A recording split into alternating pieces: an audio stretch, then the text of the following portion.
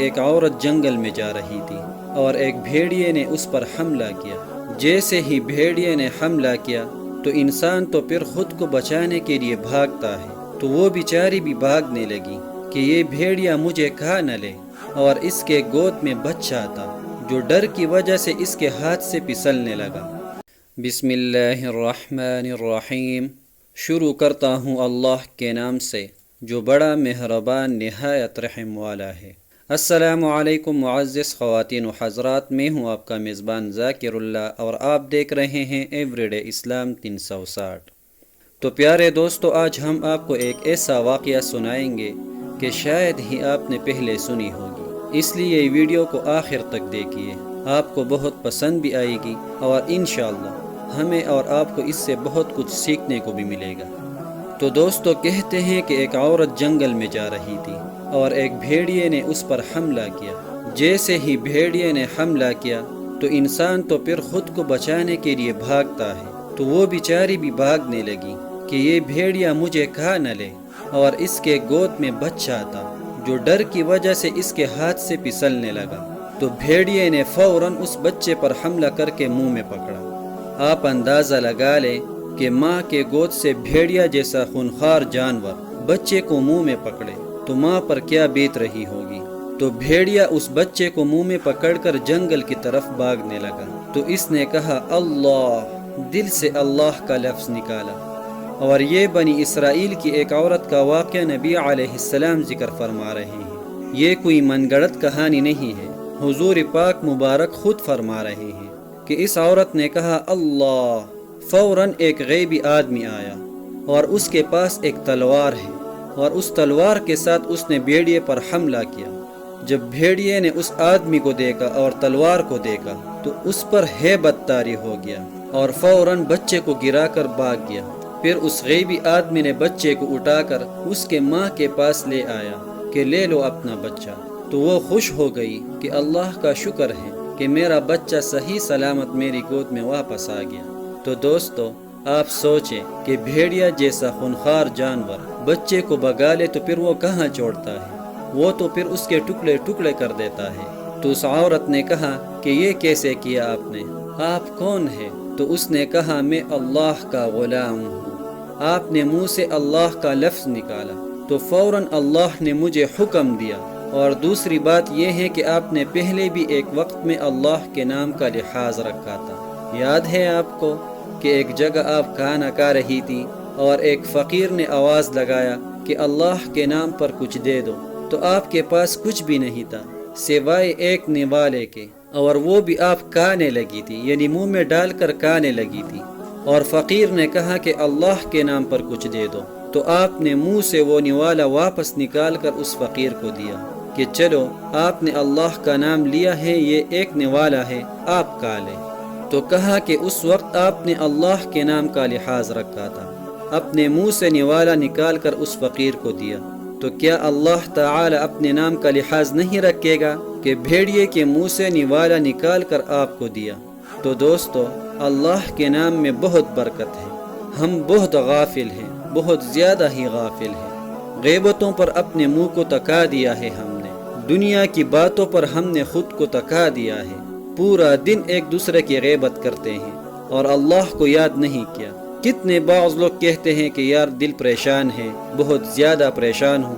اللہ نے قرآن پاک میں دم فرمایا ہے نا کہ الا بذکر اللہ تطمئن القلوب، اللہ کے ذکر سے دل میں اطمینان پیدا ہوتا ہے۔ اللہ کو یاد کرو، دل کو اطمینان مل جائے گا۔ دل کا اطمینان کیا ہے؟ سکون آئے گا، دل خوش ہوگا، دل میں کوئی غم نہ ہوگا، ساری پریشانیاں ختم ہوگی۔ آج ہم سارا دن پریشانیوں سے فریاد کرتے ہیں، اور آسان وظیفہ اللہ خود فرما رہے ہیں کہ میرا نام لیا کرو نا، یہ ساری پریشانیوں کا علاج ہے، اس سے پریشانیاں ختم ہوتی ہیں، اس سے سکون ملتا ہے، اس سے راحت ملتی ہے، اللہ کے ساتھ تعلق پیدا ہوتا ہے۔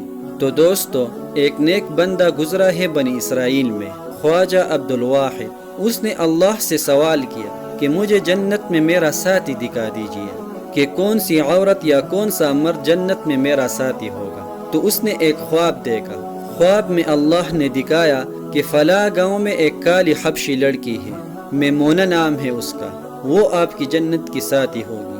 تو دوستو بندے کے دل میں لازمی شوق پیدا ہوتا ہے کہ دیکھو کہ جنت کی ساتھی کیسی ہوگی، تو وہ روانہ ہوا اس گاؤں کی طرف۔ جب وہاں پہنچا تو کسی سے پوچھا کہ یہاں میمونہ نامی کوئی لڑکی ہے جو حبشی علاقے سے تعلق رکھتی ہو؟ تو کسی نے بتایا کہ ہاں ہے، وہ بکریاں چرانے والی ہے، اور اس وقت وہ بکریاں چرانے گئی ہے۔ تو اس نے پوچھا کس طرف چرانے گئی ہے؟ تو کہا کہ اس جنگل کی طرف۔ تو خواجہ عبدالواحد بھی اس جنگل کی طرف چلا گیا۔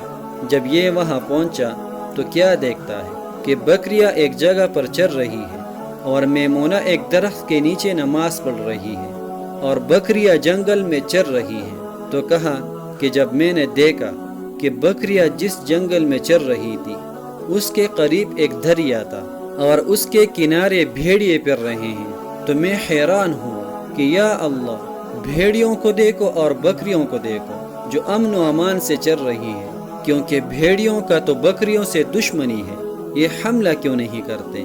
میں بہت حیران ہوں کہ یہ کیا ماجرا ہے۔ تو جب اس حبشی عورت نے سلام پھیرا نماز سے تو شیخ عبدالواحد قریب ہوئے اور بتانے لگے تھے۔ تو وہ عورت کشف والی تھی۔ پہلے اس نے آواز لگایا، یعنی پوچھا کہ شیخ صاحب، میرا اور آپ کی ملاقات کی جگہ تو جنت ہے، یہاں کیسے آئے؟ تو دوستو دیکھیں، یہ کشف بعض بزرگوں کو اللہ رب العزت کراتے ہیں۔ بعض چیزیں ایسی ہوتی ہیں کہ انسان کو ظاہر نظر نہیں آتی، نظروں سے دور ہوتی ہے، اور اللہ انسان کو دکھا دیتا ہے۔ تو اس نے کہا کہ میرا اور آپ کی ملاقات کی جگہ تو جنت ہے، یہاں کیسے آئے؟ تو شیخ نے کہا کہ بس میں نے اللہ سے سوال کیا کہ میں اپنے جنت کا ساتھی دیکھوں کہ کیسا ہے۔ تو کہا کہ اور باتیں تو بعد میں کریں گے، لیکن یہ پوچھنا تھا کہ یہ بھیڑیوں اور بکریوں کی دوستی کیسی بنائی ہے، یہ تو ایک دوسرے کے دشمن ہیں۔